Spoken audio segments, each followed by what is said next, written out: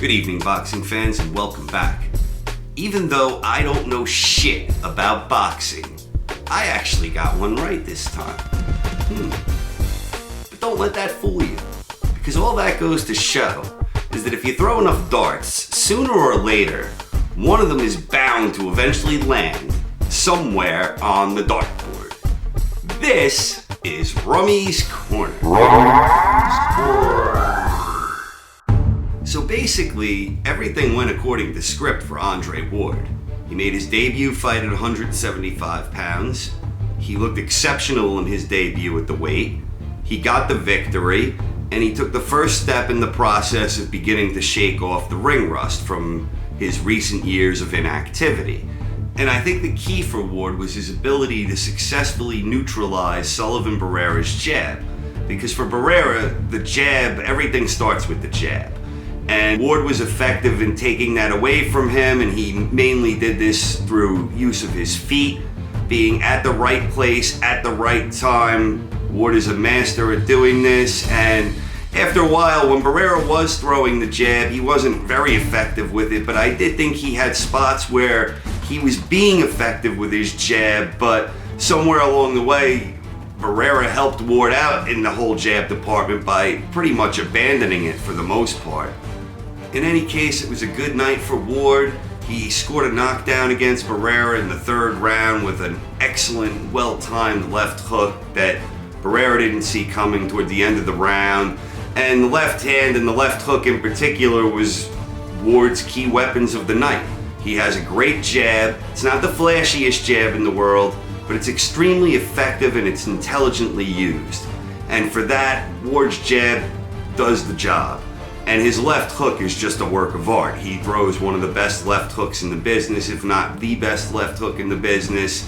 It's well timed, and opponents never seem to see it coming. And it reminded me in a way of Shane Mosley being intimidated by the speed of Floyd Mayweather in their fight, where Mosley just never seemed to know where the right hands were coming from. It was the same exact thing in this fight, except for Barrera. He had no idea where the left hooks were coming from. And they came frequently, and they came regularly, and they always gave Barrera reason for concern. I myself thought it was a really easy fight to score. I had it 119 to 107 for Andre Ward. He pitched a shutout on my card. He got the extra point for the knockdown in the third, and then he had a point taken away from him in one of the later rounds for a low blow. Ward did hit him low, and people are always saying Ward is this dirty fighter, and he got him with a low blow, but I didn't think it was a deliberate low blow. I mean, this was nothing like what Andrew Galata did to Riddick Bowe, and it was nothing like what Abner Mares did to King Kong Agbeko. I mean, it was nothing like that. Ward had the point deducted. So 119-107, I really thought it was easy to score. The judges had it a little bit different, but somewhere close to that vicinity. And for Andre Ward, I don't think things could have gone any better for him in his debut at 175 pounds. I mean, he performed exceptionally well, and he got the decision he was looking for. Now it's on to bigger things, and in conclusion, I know it's not bound to be the next fight, and Ward himself, he gave himself a grade of a B-, and I think that was accurate because Ward, while brilliant and while winning a one-sided victory, he was making some mistakes. I thought his right hand could have been more effective. Often he was throwing a looping right hand where I thought he was uncharacteristically off balance. I think he could have been a little bit more accurate in his offense, and as he said in the interview with Max Kellerman, he probably could have tightened his defense up a bit. But at the end of the day, this is the first step towards a showdown with Sergey Kovalev. The prospect of those two guys fighting, Andre Ward and Sergey Kovalev, whether it's going to be at the end of this year or sometime early next year, the fact that they seem to be on a collision course if everything continues to go according to script, I mean, this fight just got a whole lot more interesting in my eyes.